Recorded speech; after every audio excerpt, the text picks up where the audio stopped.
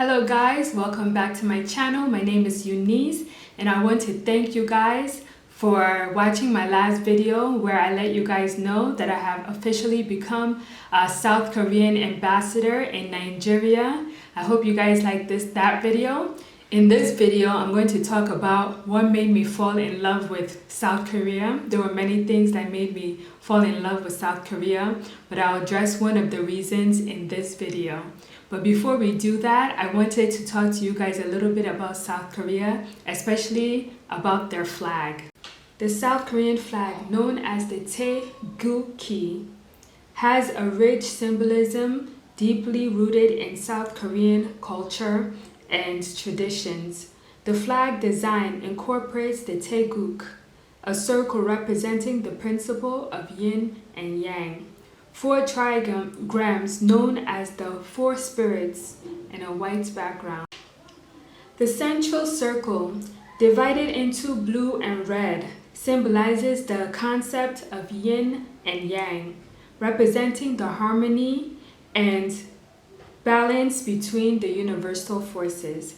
The blue side, yin, represents the passive, feminine, and dark aspect, while the red side, yang, represents the active, masculine, and light aspects. The Taeguk is surrounded by four trigrams, each with a unique meaning. The Gon represents earth, the north, and winter.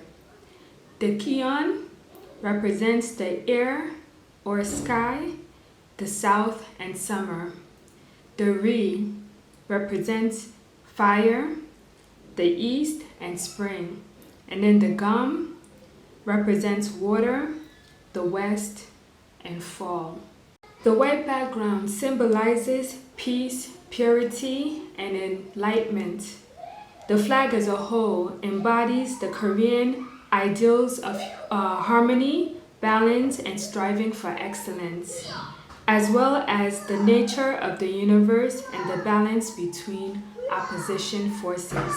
So I just wanted to share with you guys the symbolism of the South Korean flag, and I knitted this hat just for this video so you guys can be able to see what I'm talking about. So let's continue with the video on what I love about South Korea.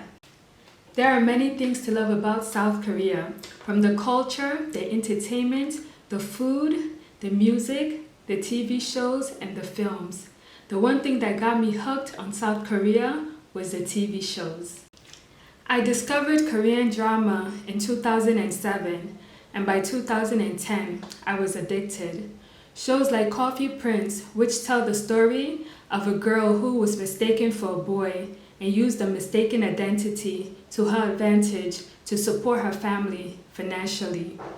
Pasta, a show about a young woman working in a male-dominated industry to a temperamental boss, goes on to become an international chef while staying true to herself.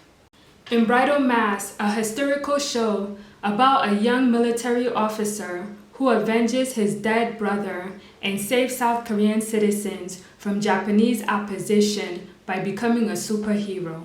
And last but not least, City Hunter, about a young man who becomes a government official in order to seek revenge for the death of his father by corrupt government officials.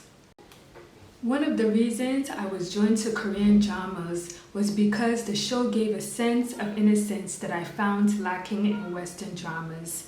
Korean dramas are able to capture the initial stage of crushes, love, happiness, even loss, grief, and hate. The emotions I felt watching Korean dramas I've never experienced in my life.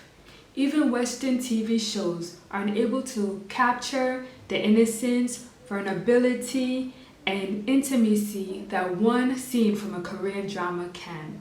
How many times have you found yourself giggling because the main character's fingers touched?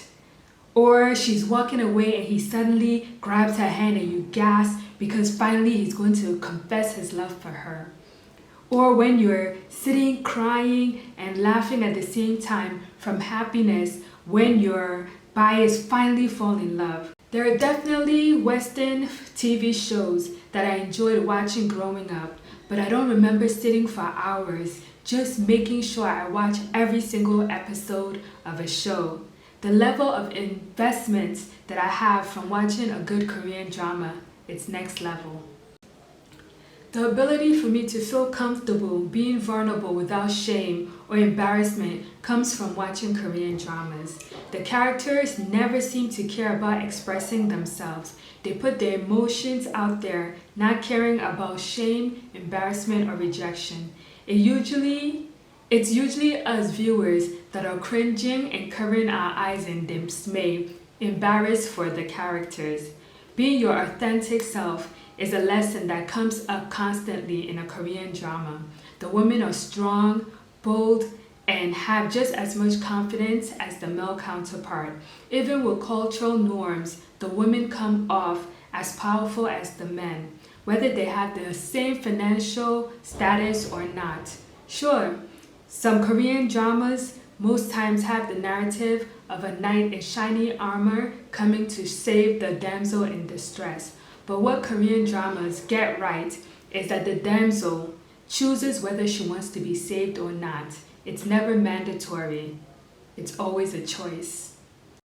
The 5 takeaways that I've gotten from Korean drama is it's okay to be vulnerable in relationships. Be yourself. The trait that you might feel insecure about might be the one that draws people close to you. If you like someone, show them and tell them, because it's better to have loved and lost than to never have loved at all. If all fails, cry. Crying is therapeutic, but also crying sometimes gets you what you want. Last but not least, be the main character. However, know that everyone is the main character in their head. Love yourself, but love others as well. South Korean dramas are big on action and not just words. Love is an action word. I hope you guys enjoyed hearing about one of the reasons I fell in love with South Korea. I've enjoyed watching South Korean dramas and gaining new perspective on a different culture through the eyes of Korean characters. I will be sharing more ways I'm going to be discovering South Korea in the future. Make sure to subscribe to my YouTube channel. Follow me on Instagram to share this journey with me. Don't forget to like and comment about what you like about South Korea. Is it the entertainment, the food, the music, films, or TV dramas like me? What is your favorite drama? What is your favorite food and music? Alright guys, have a good day. Bye.